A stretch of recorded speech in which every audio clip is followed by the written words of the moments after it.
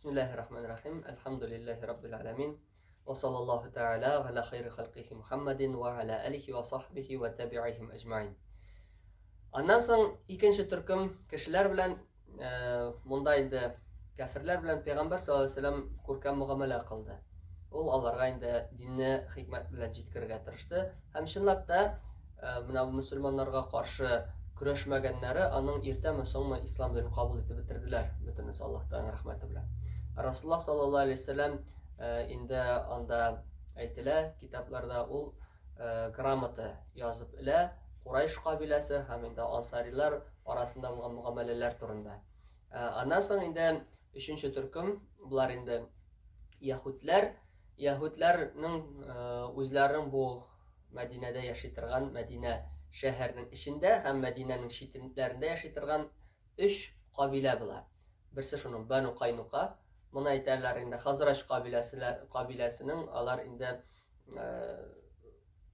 ipteşleri dip aytayın, sayuzdaşları dip aytarlar bulgan dip. Ondan soň indi Banu En-Nadir bulgan dip aytarlar hem indi Banu Qurayza. Şuşa kabileler Medine'nin şitlerinde yaşaytırgan bular. Bular Evs kabilesinin ipteşleri bularlar. Hem Rasulullah sallallahu aleyhi ve sellem alar arasında da indi bir kilişu tüzüy. Anda indi ol kilişuda Peygamberimiz sallallahu aleyhi ve sellem aytip gite Yahudlarning özlerinin dini, Müslümanların özlerinin dini. Hem alar bir-birsine eğer de alarga nindi de korkunuş yanasa yardım etirge tiyiş ikenliklerin Peygamber sallallahu aleyhi ve sellem indi yazıp, şulay aytip gramata dip aytganda yazıp raslap koyalar. Soňundan Peygamber sallallahu aleyhi ve sellem demek en birinci Müslümanlarını ol indi tatulaştırdı, tuganlaştırdı dip aytdyk. Hem şunun bilen bir retten Peygamberimiz sallallahu aleyhi ve sellem ol agartu işlerini başladı. Yani edep, ahlak kibik eybirlerini ol alarga jitkiratirdi. Peygamber sallallahu aleyhi ve sellem'nin kilip kirgende ok aytalar bitinde anın Medine'ge kilip kirgende ok aytgan sözleri ol rizq aşatыгыз, selamlar taratыгыз diye. Tünle namazlar okıgız, Rabbinizin cennetine iminlik bilen kirirsiz diye.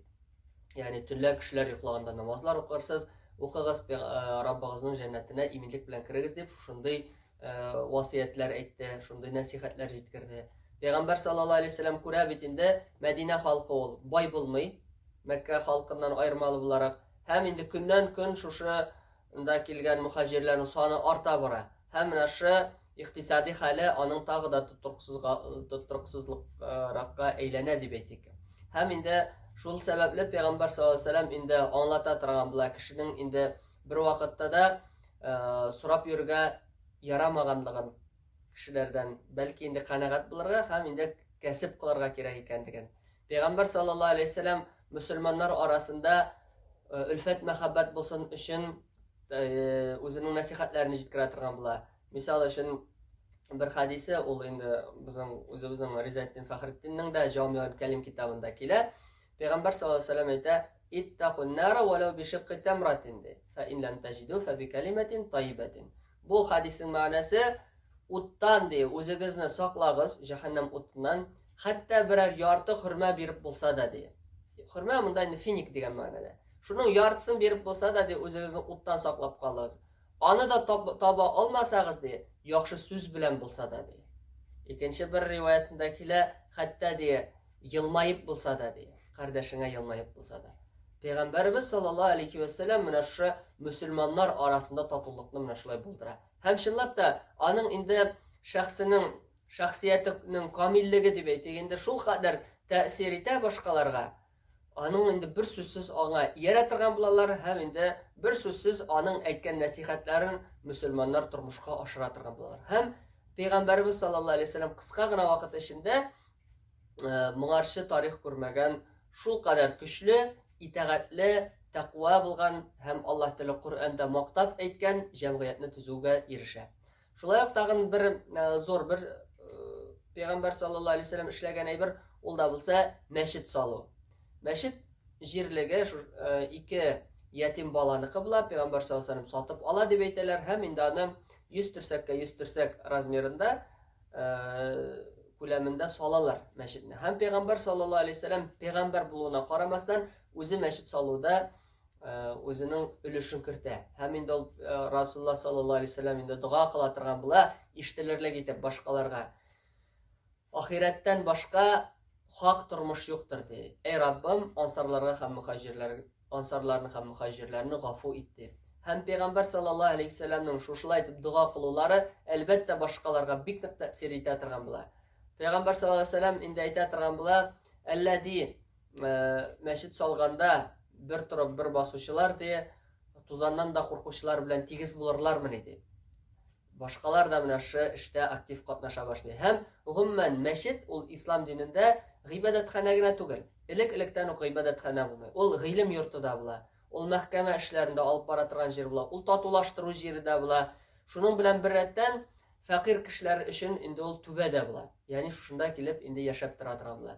Һәм инде Пәйгамбәр саллаллаһу алейһи вәсәлләм үзенең мәчетенең бер як стенасыннан үзенең хатыннары өчен бүлмәләр дә ясап калдыра. Шул ягыннан инде кирип китә торган булалар. Һәм инде Расулуллаһ саллаллаһу алейһи вәсәлләмнең һәм инде мөмин хатыннары һәм мөминнәрнең аналары шушында килеп төпләнәләр. Яңа тормыш шулай башлана. Һәм инде билгеле әйтеп китүебезчә, мөселманнар монда элекке Мәккәдә булган тормыштан айырмалы буларак, мөселманнар монда иң төп кешеләр иде. Һәм алар ачыктан-ачык гыйбадәт кылдылар һәм соңгы сүз мөселманнарга хас иде. Һәм әлбәттә менә бу Пәйгамбәр саллаллаһу алейһи вәсәлләм кабатлап китәбез инде, үзенең шушы эшләрдә башлап йөрүе, эшләрне башлап йөрүе, катнашып йөрүе башкаларга бик нык тәэсир итте. Һәм инде Анас ибн Малик радиллаһу анһу әйткәнчә, менә шушы Мәдинә шәһәренең иң якты көннәре Пәйгамбәр саллаллаһу алейһи вәсәлләмнең анда күченеп килгәч булган көннәре дип әйтәләр. Мәдинә җирендә аның климаты бик нык яхшы булмый. Һава шартлары начар була дип әйтәләр. Килгәч тә анда Әбу Бәкр ас-Сиддиқ һәм Билал ибн Равах радиллаһу анһу ширләп китәләр, бик нык каты итеп дип. Һәм инде калтырап яткандалар, саташып яталар, шушы Мәккә җирләрен, Мәккә якларын сагынып, үзләренең туган җирләрен сагынып. Һәм инде Пәйгамбәрбез саллаллаһу алейһи вәсәлләм дуга кыла, безнең ди шушы шәһәребезне безгә Мәккә кебек үк безнең күңелебезгә якын итсәң идең һәм безнең ризыкларыбызга бәрәкәтләрен насыйп итсәң идең дип. Һәм инде чынлап та Пәйгамбәрбез саллаллаһу алейһи вәсәлләмнең дугасы җавапсыз калмый һәм инде Аллаһ Тәгалә шушы җиргә бәрәкәт иңдерә. Бүгенге көндә дә хаҗга баручылар ул бәрәкәтне, ул яктылыкны күрә. Мисал өчен, шул ук Мәккә ислам диненең инде иң изге җирләренең берсе бит инде. Анда ниндидер кеше кырмыска оясындагы кебек булса, һәр вакыт хәрәкәттә булса, Мәдинәгә килеп эләккәч, андагы бер тынычлыкны һәрбер кеше күрә һәм аны инде ассызыклап китә. Менә ул Пәйгамбәр саллаллаһу алейһи вәсәлләмнең кылган дугаларының нәтиҗәсе булса кирәк. Анда ниндидер бер нур, анда ниндидер бер иплелек, анда ниндидер бер тыйнаклык бүгенге көндә дә ул сакланып калган. Әлхәмдүлиллаһ, менә Расулуллаһ саллаллаһу алейһи вәсәлләм әйткәнчә бер шигырен сөйләгәндә, әгәр дә Аллаһ Тәгалә булмаса, без хидаяткә килмәгән булар идек, намазлар укымаган булар идек, садакалар таратмаган булар идек, уразалар тотмаган булар идек дип. Һәм инде чынлап та Аллаһ Тәгалә теләмәгән булса, безгә шушы иман нуры бирелмәгән булар иде. Аллаһ Раббыбыз һәр барчаларыбызга ныклы иман, тауфиq, хидаят, истиқамәтләрне бирсә иде, туры юлдан баруларыбызны безгә насип әйләсә иде. Шушы Пәйгамбәрбез саллаллаһу алейһи вәсәлләмнең тормышыннан үрнәкләр алып, үзебезнең тормышыбызда да булдырып, бу дөньяда да, ахирәттә дә зур дәрәҗәләргә ирешеп, Раббыбызның җәннәтләренә иминлек белән керүләребезне насип итсә иде.